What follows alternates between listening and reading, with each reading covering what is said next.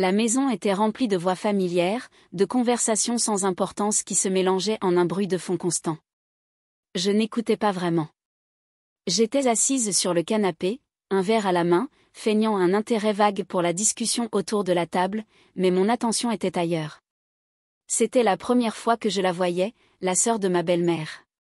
Elle était arrivée un peu plus tôt dans la soirée, et dès le premier instant où nos regards s'étaient croisés, j'avais su que quelque chose n'allait pas. Ou peut-être que si. Elle était différente de ma belle-mère, moins lisse, moins conventionnelle, plus imposante.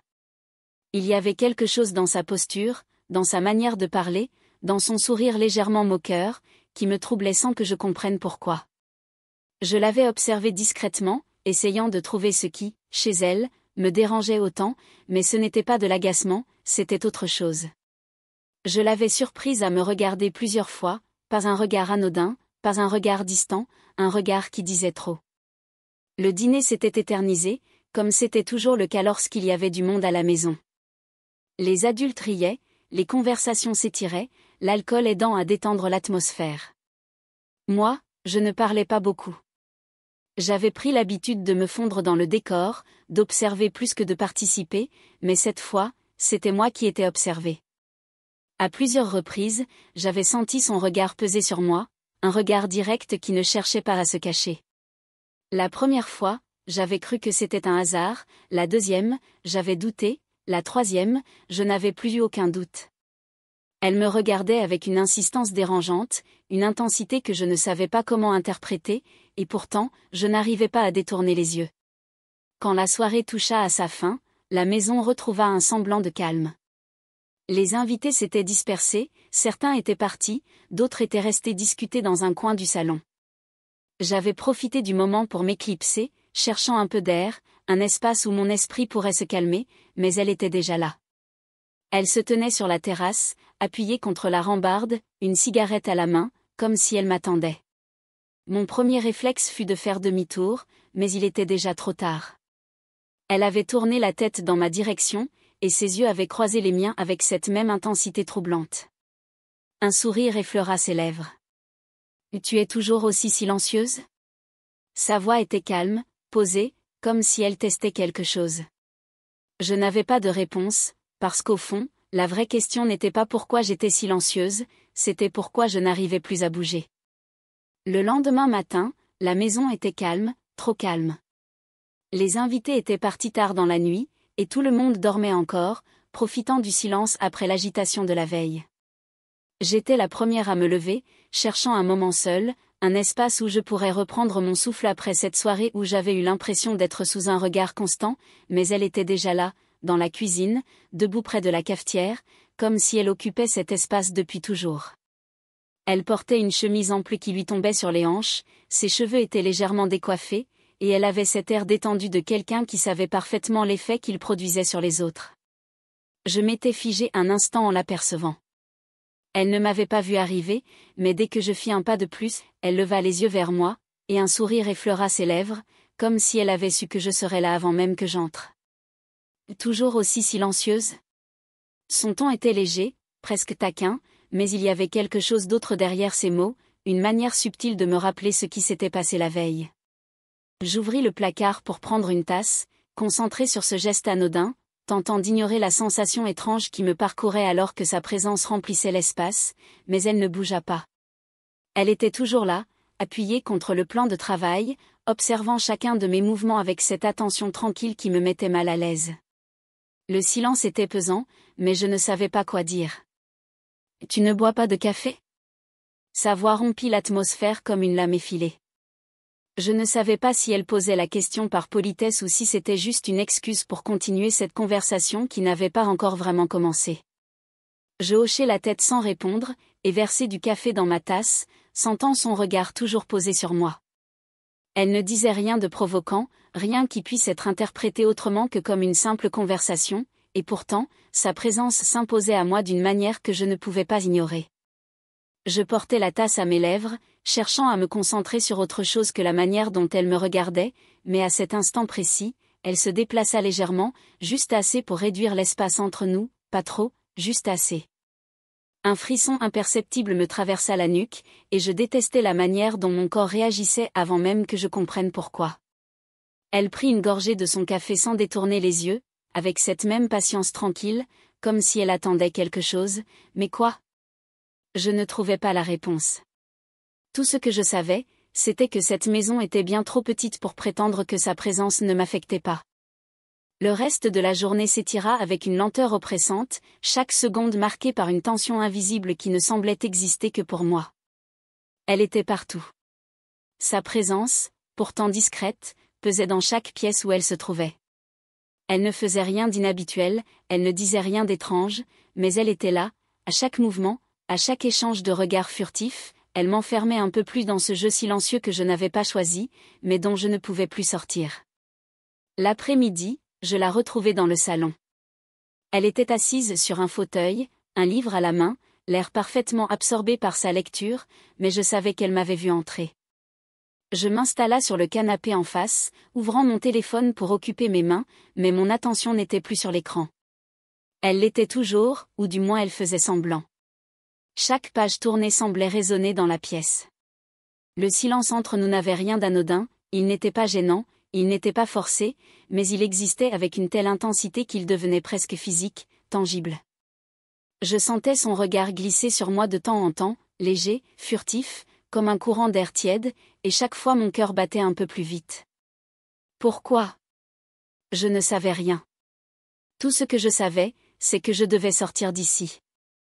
Je me levai brusquement, feignant une excuse quelconque, peut-être un besoin d'eau, d'air, de distance, n'importe quoi qui m'éloignerait de cette sensation qui me brûlait la peau, mais au moment où je passais près d'elle, un simple mouvement brisa l'équilibre fragile.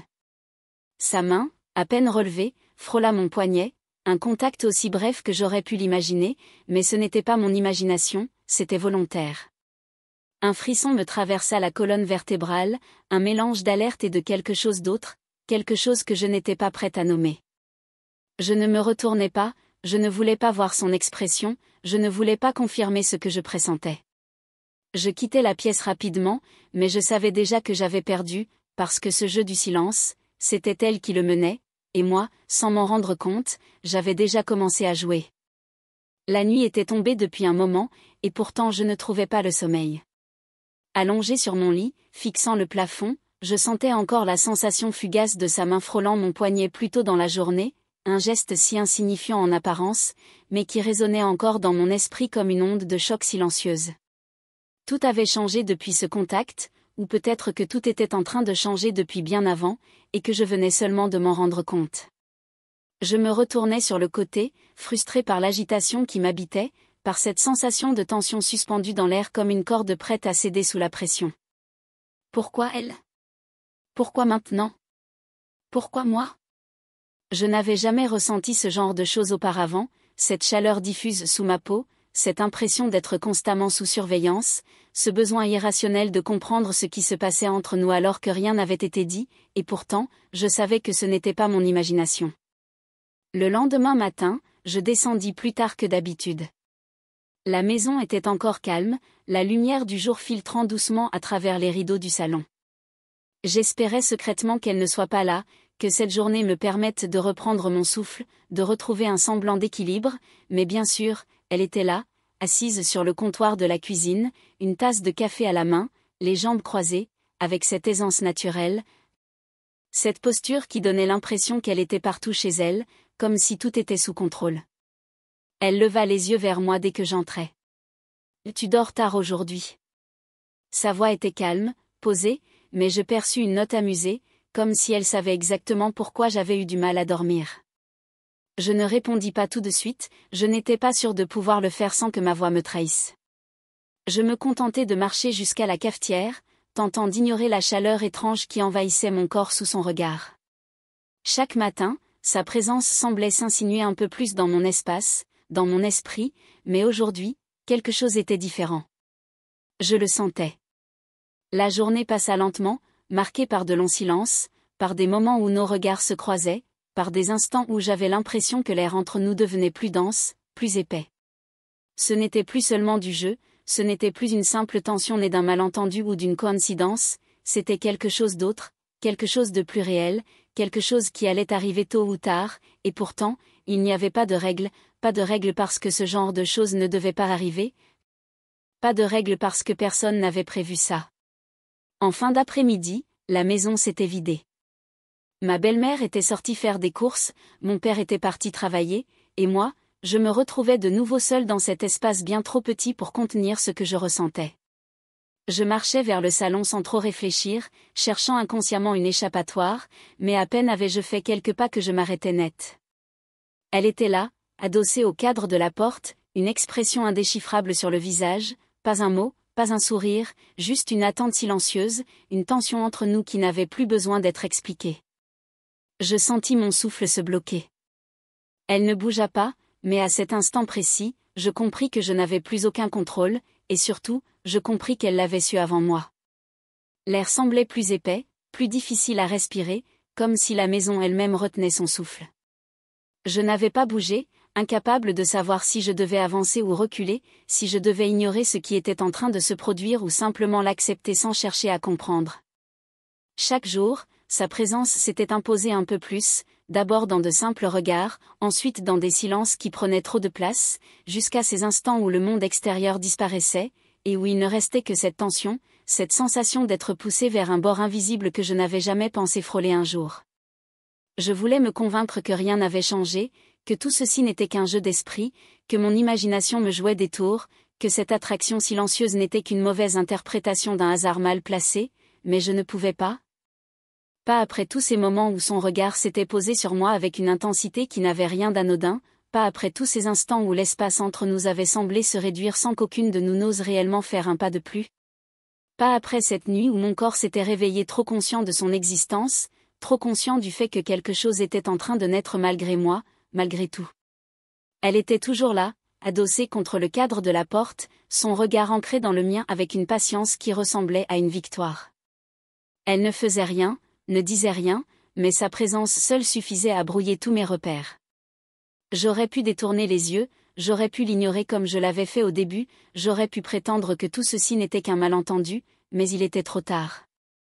Ce n'était pas une erreur, ce n'était pas un jeu, ce n'était pas un moment que je pouvais effacer avec une simple pensée rationnelle, c'était une vérité qui s'imposait à moi, qui me brûlait la peau sans même me toucher, qui s'infiltrait dans chacun de mes mouvements, me retenant sur place alors que tout mon corps me criait de ne pas fuir. J'ai senti mon souffle ralentir, ma poitrine se soulevait avec une précision presque douloureuse, chaque inspiration rendant la situation plus réelle, plus irréversible. J'ai compris à cet instant précis que la ligne que nous avions frôlée trop de fois allait disparaître, que ce moment, celui que j'avais tenté d'éviter en me persuadant qu'il n'existait pas, était en train de se produire, que le poids de tous ces jours d'attente, de tous ces gestes retenus, de toutes ces pensées inavouées, était sur le point d'éclater en une seule seconde. Elle ne cessa pas de me quitter des yeux lorsque je fis un pas en avant. Elle ne bougea pas lorsque la distance s'est réduite au point où je pouvais sentir la chaleur de son corps irradier à travers l'espace qui nous séparait encore. Elle n'a rien fait pour accélérer ce qui était en train d'arriver. Elle s'est simplement contentée d'attendre, sachant pertinemment que j'étais celle qui devait franchir ce dernier millimètre, que j'étais celle qui devait accepter ce que je ressentais au lieu de le repousser comme un mensonge. Lorsque j'ai compris que je n'avais plus besoin de réfléchir, que mon corps savait déjà ce que ma tête refusait d'admettre, que cet instant n'était pas une question de choix, mais de vérité, la dernière barrière s'est effondrée, et je n'ai plus cherché à prétendre que je pouvais encore revenir en arrière. Tout s'était effacé autour de moi, la maison, le temps, le passé et le futur. Il ne restait que cet instant suspendu, cet espace réduit à quelques centimètres, cette tension devenue trop lourde pour être contenue plus longtemps. L'air était chargé d'une électricité invisible, un poids qui s'accumulait entre nous depuis le premier regard échangé, depuis chaque silence trop profond, chaque mouvement trop lent, chaque seconde passée à éviter de comprendre ce que nous étions en train de provoquer. Ce n'était plus une question de hasard ou de jeu, ce n'était plus une ambiguïté laissée en suspens, c'était une certitude gravée sous ma peau, un frisson qui me parcourait sans même qu'elle ait besoin de me toucher, un vertige incontrôlable face à ce que je ressentais, et que je n'avais plus la force de nier. Elle n'avait toujours pas bougé, pas un geste, pas un mot, simplement une présence qui emplissait tout l'espace, une attente silencieuse qui me laissait seule face à ma propre hésitation, face à cette peur de l'inconnu qui se mêlait au désir d'aller plus loin, de ne plus reculer. De me laisser emporter par ce qui m'appelait sans que je puisse l'expliquer.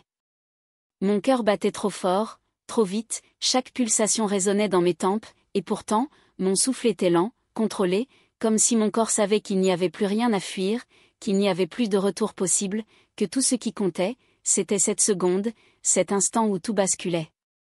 J'ai perçu un changement imperceptible dans son regard, une légère lueur qui trahissait qu'elle savait exactement ce que je ressentais, qu'elle l'avait su avant même que je sois capable de le formuler moi-même, qu'elle n'avait jamais eu de doute, pas depuis le premier jour, pas depuis que nos regards s'étaient croisés et que quelque chose s'était ancré en moi sans que je le réalise. C'était elle qui avait attendu patiemment, sans forcer, sans presser, sans chercher à provoquer ce moment avant qu'il ne se produise naturellement. Elle avait laissé l'évidence grandir en moi jusqu'à ce que je sois incapable de la refouler, jusqu'à ce que ce soit moi qui fasse ce dernier pas, moi qui brise cette dernière barrière, moi qui accepte enfin ce que mon corps savait depuis longtemps. Un courant traversa ma peau lorsque la distance s'effaça, lorsque l'espace entre nous ne fut plus qu'une illusion, lorsque la tension accumulée pendant des jours entiers trouva enfin son exutoire dans cette seconde suspendue où plus rien d'autre n'avait d'importance. L'interdit s'était dissipé, ou peut-être qu'il était encore là, brûlant, palpitant, ajoutant à l'adrénaline qui rendait chaque sensation plus vive, plus réelle, plus intense que tout ce que j'avais connu avant. C'était vertigineux et inévitable à la fois, une attraction si puissante qu'elle ne laissait pas place au doute, un silence chargé de 1000 réponses que nous n'aurions jamais besoin d'exprimer à voix haute. Je ne savais pas comment j'étais arrivé là, comment tout cela avait commencé, comment une simple présence avait suffi à déclencher un incendie dont je ne pouvais plus éteindre les flammes, mais à cet instant précis, je n'avais plus besoin de comprendre, je n'avais plus envie de comprendre. Je voulais juste sentir l'instant s'étirer, suspendu dans un silence qui ne demandait plus à être comblé par des mots, un silence qui se suffisait à lui-même, qui existait entre nous avec une force plus tangible que n'importe quelle phrase que j'aurais pu prononcer. Il n'y avait plus besoin d'explication, plus besoin de justification, plus besoin de chercher à comprendre pourquoi j'étais là, pourquoi j'avais franchi cette dernière frontière invisible, pourquoi mon corps avait cédé avant même que mon esprit puisse formuler une pensée cohérente. Tout ce que je savais, c'était qu'il n'y avait plus d'hésitation, plus de place pour le doute, plus d'espace pour la peur, seulement cette sensation qui m'envahissait, ce feu lent qui s'étendait sous ma peau, cette évidence qui s'imposait sans violence, comme si elle avait toujours été là, tapie dans un coin de mon esprit, attendant que je sois prête à la reconnaître. Je sentais son regard sur moi, une présence à la fois douce et implacable, une patience qui ne cachait pourtant rien de l'intensité contenue sous sa surface, un calme qui n'était qu'une façade fragile masquant la même tension brûlante qui me traversait. Elle ne bougeait pas, ne précipitait rien, comme si elle savait que ce moment ne m'appartenait qu'à moi, que je devais être celle qui décidait de le laisser arriver, que l'apprentissage ne venait pas d'elle, mais de moi, de la manière dont je laissais mon corps répondre sans chercher à l'empêcher, dont je laissais mes propres barrières tomber une à une sans la moindre contrainte, sans la moindre résistance. Il n'y avait pas de maladresse, pas d'incertitude, pas d'hésitation dans ce qui était en train de se produire, et pourtant, tout était nouveau, tout était une découverte, chaque sensation amplifiée par l'attente, chaque souffle plus audible dans le silence tendu qui nous entourait, chaque frisson plus intense parce qu'il n'avait jamais été anticipé. Je ne savais pas comment je pouvais être à la fois si consciente et si déconnectée de la réalité, si lucide et pourtant totalement immergée dans l'instant, comme si mon esprit s'était dissocié du reste du monde, incapable de se concentrer sur autre chose que cette seconde précise, que cette chaleur qui se diffusait dans l'air entre nous, que cette distance qui n'existait plus. J'apprenais sans qu'elle ait besoin de me dire quoi que ce soit, j'apprenais simplement en étant là, en laissant faire ce qui devait arriver, en laissant mes propres instincts me guider, en laissant mes pensées se dissoudre jusqu'à ne plus exister. Ce n'était pas une leçon imposée, ce n'était pas un savoir transmis, c'était une exploration sans hésitation, une évidence qui prenait enfin sa place, une acceptation silencieuse de ce qui avait toujours été là sans que je le voie. Elle n'avait jamais eu besoin de me dire quoi faire, elle avait seulement attendu que je sois prête à comprendre. Le silence de la maison semblait plus profond que d'habitude, chaque bruit étouffé par la peur de la nuit, chaque ombre allongée par la lumière tamisée filtrant sous la porte. Je n'avais pas éteint la lampe, incapable de me plonger dans l'obscurité complète, incapable de faire taire ce qui vibrait encore sous ma peau, ce qui persistait à exister en moi comme un murmure brûlant, une empreinte invisible laissée par tout ce qui s'était passé sans qu'un seul mot n'ait été nécessaire. Allongée sur le dos, fixant le plafond, je sentais encore sa présence même si elle n'était plus là. Elle ne m'avait pas suivi, elle n'avait pas eu besoin de le faire parce que tout ce qui comptait avait déjà eu lieu, parce que tout était déjà imprimé en moi. Mon corps portait encore la mémoire de chaque sensation, de chaque frisson, de chaque instant où j'avais laissé tomber une barrière que je croyais infranchissable, de chaque respiration que j'avais retenue en sentant l'inévitable s'installer sans que je puisse ou veuille l'arrêter. J'avais quitté la pièce en espérant que tout pouvait redevenir normal, que je pouvais retrouver un semblant de contrôle, que le fait de m'éloigner suffirait à me ramener à une réalité où rien de tout cela ne serait arrivé, mais maintenant, seul dans ma chambre, avec seulement mon propre souffle pour briser le silence, je savais que c'était impossible. Je pouvais encore sentir son regard, cette façon qu'elle avait de m'observer sans jamais me presser, de me laisser avancer à mon propre rythme, sans jamais chercher à m'imposer quoi que ce soit, tout en me faisant comprendre sans le dire que c'était moi qui avais toujours eu le choix. Elle n'avait jamais forcé l'instant, elle avait simplement attendu que je sois prête à voir ce qui était là depuis le début. Je fermais les yeux, mais cela ne fit qu'amplifier tout ce que je ressentais, le poids de cette nuit, l'écho de ce que j'avais appris sans jamais en avoir eu l'intention, la manière dont mon corps refusait de se calmer, comme si quelque chose avait été réveillé en moi et refusait désormais de se rendormir. Je me tournais sur le côté, mes doigts crispés sur le drap, consciente que dormir était impossible, que je pouvais passer des heures à essayer d'effacer cette chaleur qui me collait à la peau, à ignorer le besoin irrépressible de comprendre ce que tout cela signifiait, mais que rien n'y changerait. Parce que ce qui s'était passé ce soir ne disparaîtrait pas avec la nuit, parce que pour la première fois, je ne voulais pas que ça disparaisse. Le matin arriva sans prévenir, un contraste brutal avec l'obscurité dans laquelle j'avais flotté toute la nuit, incapable de trouver le sommeil, incapable d'apaiser cette tension qui continuait de vibrer en moi. J'avais passé des heures à tourner dans mon lit, à me demander si tout cela était réel, si ce que j'avais ressenti était une illusion née du silence et de l'attente, si la nuit avait amplifié quelque chose qui dans la lumière du jour disparaîtrait, mais lorsque je descendis, le soleil filtrant à travers les rideaux, la maison remplie du bruit habituel du matin, je compris en un instant que rien ne s'était dissipé. Elle était là, assise à la table, un café entre les doigts, aussi calme que la veille, aussi présente, aussi imperturbable, comme si rien n'avait changé. Mais j'avais changé. Mon regard s'accrocha au sien un instant, une fraction de seconde trop longue pour être anodine, une seconde de trop qui me fit comprendre que la nuit n'avait pas effacé ce qui s'était passé. Ce n'était pas un rêve, ce n'était pas une erreur, ce n'était pas une confusion née de l'adrénaline, c'était arrivé, et elle le savait. Je détournai rapidement les yeux, évitant de croiser de nouveau son regard, cherchant à m'accrocher à n'importe quoi d'autre, à la routine de la maison, au bruit familier, à l'odeur du café, aux conversations insignifiantes, mais il était trop tard pour faire semblant. Chaque mouvement, chaque respiration, chaque battement de mon cœur me ramenait à l'instant où tout avait basculé, où l'espace entre nous avait cessé d'exister, où j'avais perdu la bataille contre ce que je ressentais. Ce qui ne devait jamais arriver s'était produit, et maintenant je ne savais plus quoi faire avec cette vérité. Je restais figée un instant, la main serrée autour de ma tasse, incapable de parler, incapable de faire autre chose que de sentir son regard toujours posé sur moi. Elle ne disait rien, elle ne cherchait pas à me forcer à quoi que ce soit, elle laissait juste l'instant exister, me laissant seule avec le poids de ce que j'avais compris cette nuit. Mais le pire, ce n'était pas de savoir que j'avais franchi une limite invisible, ce n'était pas de réaliser que je ne pourrais plus revenir en arrière, ce n'était pas même cette tension qui continuait de me brûler sous la peau, le pire, c'était de comprendre que malgré tout, je ne regrettais rien. Les jours passèrent, mais rien ne changea, ou plutôt tout avait changé, et pourtant le monde continuait de tourner comme si rien ne s'était passé.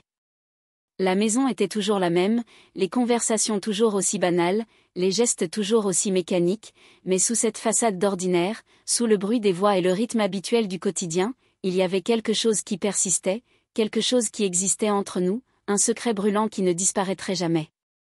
Je pouvais le sentir dans chaque regard échangé, dans chaque silence trop long, dans chaque mouvement trop mesuré. Elle ne disait rien, elle n'avait jamais eu besoin de parler. Son calme restait intact, sa posture inchangée, sa façon de se tenir là comme si elle ne portait aucun poids, comme si ce qui s'était passé ne l'avait pas atteinte, mais je savais que ce n'était pas vrai, je savais qu'elle ressentait la même chose que moi, que l'atmosphère n'avait pas changé que pour moi. Que ce qui était arrivé cette nuit-là ne pouvait pas simplement disparaître. Ce genre de choses ne s'efface pas. Le problème, c'était que ce secret ne pouvait pas exister ailleurs qu'entre nous, il ne devait jamais voir la lumière du jour. Nous n'en avions jamais parlé, et nous ne le ferions jamais parce que certaines choses ne peuvent être dites à voix haute, parce que certaines vérités doivent rester cachées, parce que certains désirs, une fois libérés, ne peuvent plus être enfermés de nouveau, et pourtant, il était là, à chaque fois que je la croisais dans un couloir, à chaque fois que son regard trouvait le mien sans raison, à chaque fois que son parfum flottait dans l'air après son passage. C'était un incendie invisible, une brûlure silencieuse qui ne disparaîtrait pas, un murmure qui résonnerait toujours quelque part même si personne ne pouvait l'entendre. Peut-être que dans quelques jours, quelques semaines, quelques mois, je réussirais à prétendre que ce moment n'avait jamais existé, peut-être que le temps finirait par lisser les contours de cette nuit, par en effacer les détails, par en faire un souvenir lointain, flou, irréel, mais pour l'instant, je portais encore la marque de ce qui s'était passé, et elle aussi, même si personne ne le saurait jamais.